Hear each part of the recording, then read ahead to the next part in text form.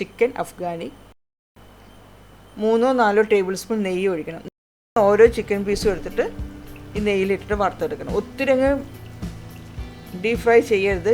ഇനി കുറച്ച് കഴിയുമ്പോൾ നമുക്കിത് മറിച്ചിടാം. ആ നെയ്യിൽ നിന്ന് കോരിയെടുക്കുകയാണ്.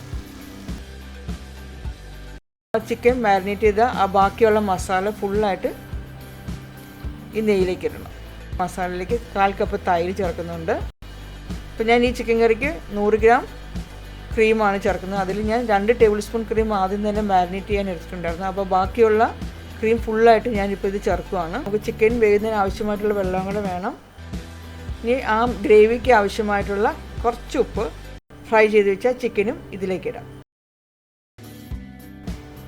ഇനി ഇതിലേക്ക് ഞാൻ ചാട്ട് മസാല 1/2 ടീസ്പൂൺ ചേർക്കുന്നുണ്ട്. അതുപോലെ തന്നെ കസൂരി മേത്തി 1 ടീസ്പൂൺ ചേർത്തു. ഇതെല്ലാം കൂടെ നല്ലതുപോലെ ഒന്ന് ഇളക്കി യോജിപ്പിക്കുക.